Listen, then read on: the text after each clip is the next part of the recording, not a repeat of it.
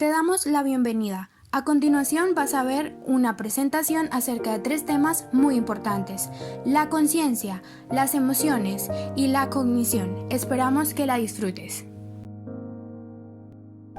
La conciencia como reflexión, conozco que conozco, o como conocimiento de sí mismo.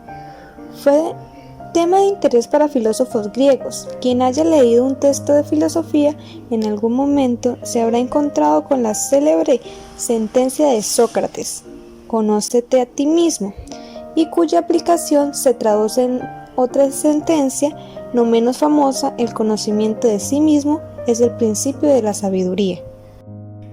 En los tiempos modernos, cuando la psicología se convirtió en una ciencia positiva cuyo paradigma dominante fue inspirado por Renato Descartes con su célebre res extensa y res cogitans, que categorizaba los fenómenos en materiales y mentales, no había espacio para el estudio de la conciencia, ya que solamente era objetivo de estudio los fenómenos que se podían observar y que podían ser medidos. Se decía que solamente se puede hacer ciencia de lo que podemos observar y medir directamente. No podemos hacer ciencia de lo que no podemos ver y medir. Sin embargo, el psicoanálisis, al cual se le suele hacerse referencia en la historia del estudio de la conciencia, la puso directamente en el centro de interés de la psicología, al plantear 2 niveles en la estructura de los procesos mentales: consciente e inconsciente. Alexander Luria, al proponer su teoría acerca de las funciones cerebrales superiores, crea un espacio sólido en la neuropsicología para el estudio de la conciencia, ya que, como explicó en el capítulo anterior, la tercera unidad funcional se ocupa de los planes de acción, su ejecución, monitoreo y evaluación, procesos mentales que requieren necesariamente de la conciencia. Concepto. Por cuanto la conciencia es un concepto complejo, es necesario inicialmente identificar las múltiples formas en que se presenta. La primera es conciencia simple. Es darse cuenta de estar aquí y ahora, en un espacio y un tiempo determinado. La segunda es la conciencia reflexiva. Es el pensar acerca de los filósofos griegos, es el conozco que conozco. El tercero es la autoconciencia, es el conocimiento de sí mismo como un continuo a través del espacio y el tiempo. Somos la misma persona sin importar el lugar donde vayamos, espacio, ni el paso de los años, tiempo. Este es precisamente uno de los fundamentos de nuestra identidad como persona. El cuarto y último es la conciencia fenoménica subjetiva, qualia. Es la vivencia personal e individual y por lo tanto subjetiva a los procesos mentales y las experiencias. Ver, por ejemplo, una hermosa catarata de agua en un video o en una película no suple la experiencia personal de haber estado en pie de esa misma catarata, sintiendo en el cuerpo la caída del agua, subjetividad. Los qualia son entonces los elementos irreductibles de la experiencia. Para este caso, los qualia son las propiedades experimentadas de las cosas. Modelos explicativos. En términos generales, el estudio de la conciencia ha estado al vaivén de enfoques dominantes reduccionistas, mentalistas o biologistas.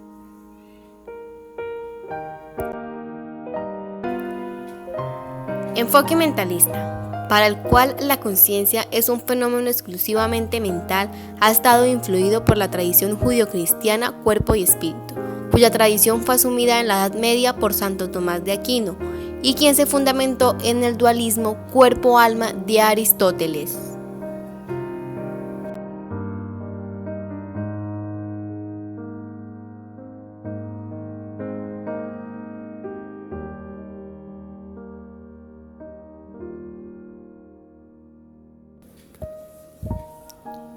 En los tiempos modernos, dicho enfoque mentalista ha estado representado por el psicoanálisis, al presentar una estructura con 2 niveles, consciente e inconsciente.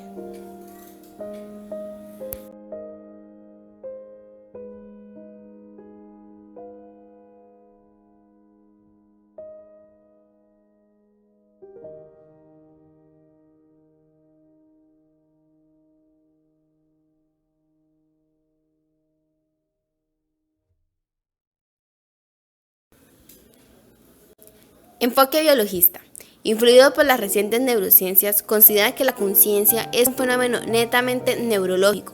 Dicho enfoque gana cada vez más aceptación a medida que se tiene un mejor conocimiento de la estructura y funcionamiento del cerebro humano.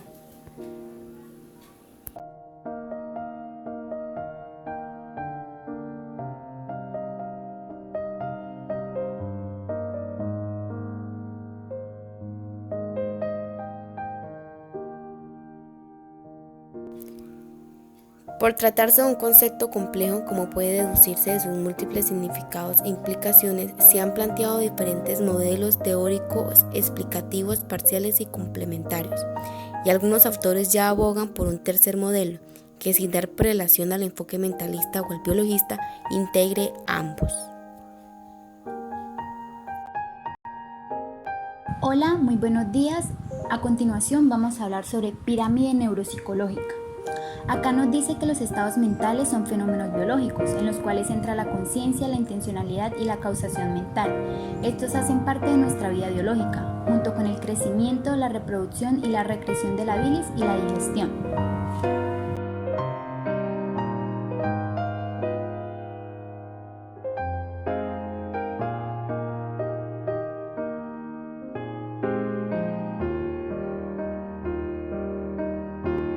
Nos hablan de una organización jerárquica piramidal en la cual encontramos 6 niveles: organísmico, orgánico, modular, intercelular, celular y molecular. En cada uno de ellos ocurre un salto cualitativo de capacidad y competencia.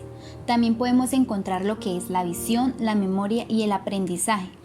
También podemos integrar dentro de este modelo la explicación del lenguaje, pero debemos tener en cuenta el concepto de engrama, que nos dice que es una modificación de información con el sistema nervioso a todos sus niveles.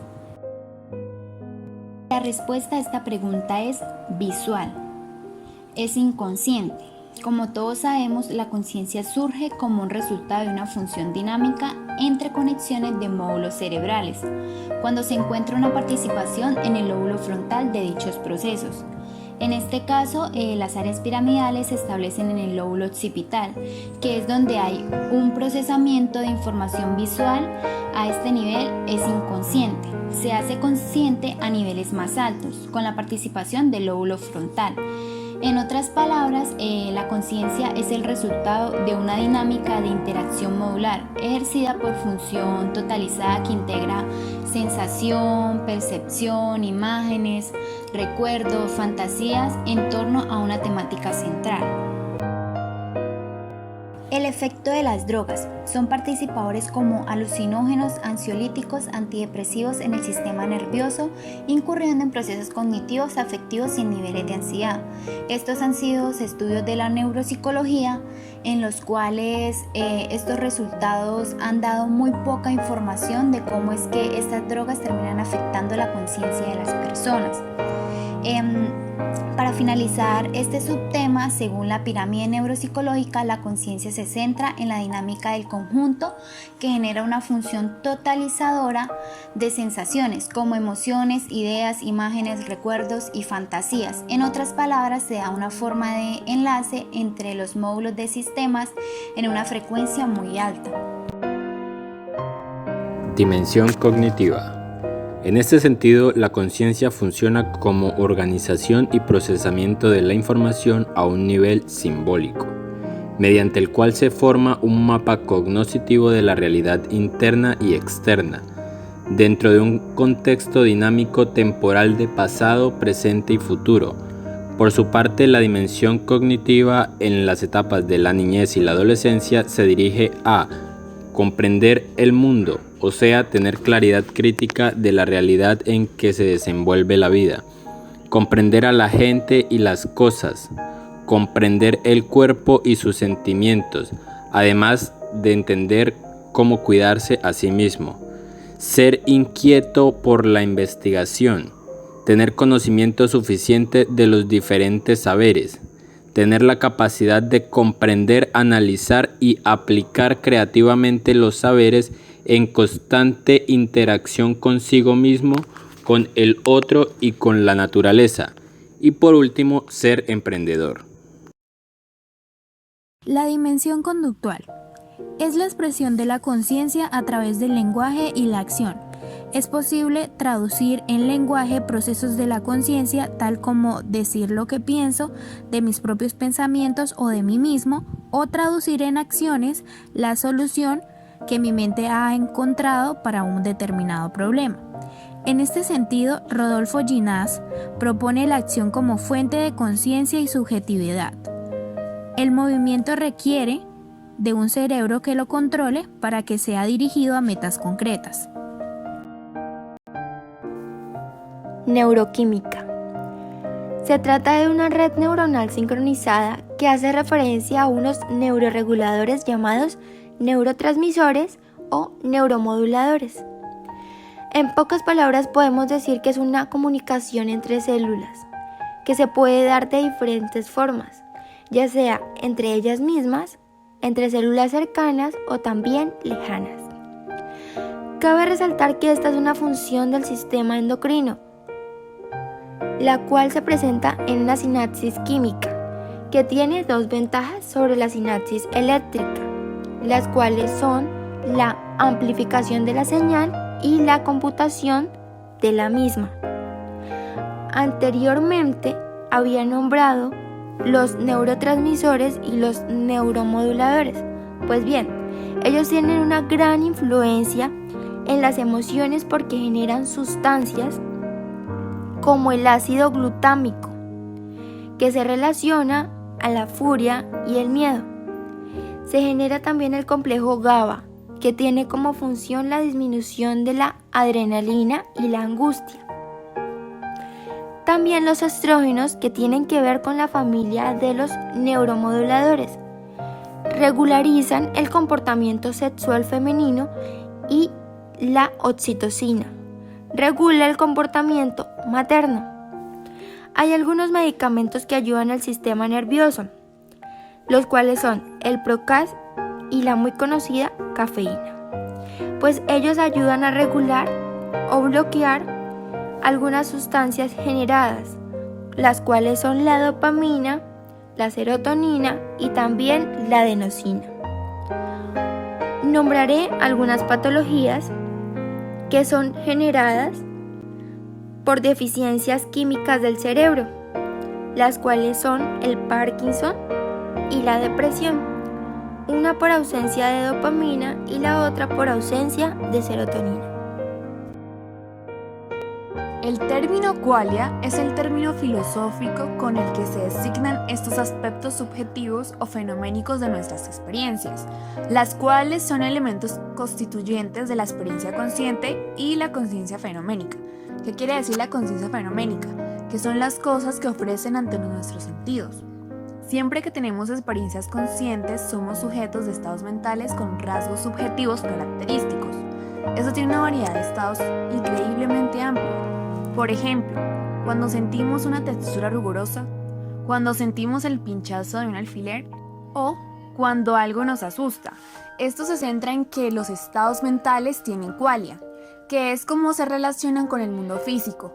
La importancia de los qualia radica principalmente en la comprensión de la naturaleza de la conciencia. Argumentos de Douglas Watt. Watt plantea 4 argumentos que él llama evidencias para demostrar su teoría acerca de la función de las emociones en los procesos de la conciencia. El primero de ellos es la evidencia descriptiva, el cual dice que un componente central de la emoción es dar una valencia de placer o displacer o una asignación de valor personal, de positivo o negativo, que esto va de acuerdo a la experiencia subjetiva de cada individuo. También esta información de todo tipo hace que el cerebro procese correctamente y que estas emociones sirvan como un tipo de pegamento acorde a toda esa experiencia y que gracias a ellas se establezca una jerarquía de interpretación de valores biológicos, sociales y personales subjetivos. El segundo argumento que plantea Watt es la evidencia funcional. Según este autor, se dan 3 estados de función global en el procesamiento de la información que entra al cerebro. El primero es el afecto, que ejerce una función de valoración de placer, displacer, positivo, negativo, y de interacción, que sirve como pegamento, con los otros 2 estados de función global, la atención y la función ejecutiva de planes de acción. Prosiguiendo con las evidencias presentadas por Douglas Watt, la tercera de ellas es la evidencia estructural, la cual se refiere a los correlatos neuronales de la emoción, en especial al sistema límbico, cuya acción va desde las áreas del tallo cerebral hasta las zonas neurocorticales. Todo el procesamiento de la información responde, como se dijo antes, a la jerarquía de valores biológicos, sociales y subjetivos personales. La cuarta evidencia presentada por Douglas Watt es la evidencia clínica, que según este autor, si el afecto tiene una función integradora con respecto a la generación de un espacio de trabajo global, entonces los desórdenes que afecten los substratos afectivos en el cerebro o que impliquen grados extraordinarios de trauma afectivo mostrarán desórdenes de los aspectos fundamentales de la conciencia. Todo esto significa que los trastornos mentales como el autismo, la esquizofrenia y los desórdenes de personalidad múltiple terminan en algún grado afectando a la conciencia. Igualmente, la deprivación afectiva en los primeros años de desarrollo incide negativamente sobre el desarrollo de los procesos de atención, de memoria, de lenguaje y por tanto sobre la conciencia. Emoción y conciencia. Douglas Watt es un autor que propone la emoción como fundamento de la conciencia. En pocas palabras, su hipótesis es que la emoción, junto con la función ejecutiva y atencional, son uno de los procesos fundamentales que constituyen la conciencia. También las emociones son los cimientos de la experiencia subjetiva. Los componentes emocionales de la experiencia consciente están en la base de la conciencia. La emoción sería, por tanto, una qualia más de la conciencia. Varios autores también convergen en este mismo punto. Para Caroline Saarny, la emoción es un factor organizador de la experiencia consciente. Antonio Damasio también distingue entre la conciencia nuclear y la ampliada. La conciencia nuclear en este sentido serían los cimientos del estado interno de un organismo y un objeto y los cambios que causa tal objeto en ese organismo. A su vez, la conciencia ampliada tiene que ver con hacer planes y prever los hechos. La emoción, por tanto, conecta evolutivamente al concepto de conciencia. Una forma primitiva de la conciencia es la percepción del propio cuerpo con relación a los objetos del medio ambiente. Querido espectador, hasta aquí ha llegado nuestro primer momento. Esperamos que lo hayas disfrutado. A partir de ahora vamos a tomar un pequeño descanso y luego volveremos con nuestro segundo momento.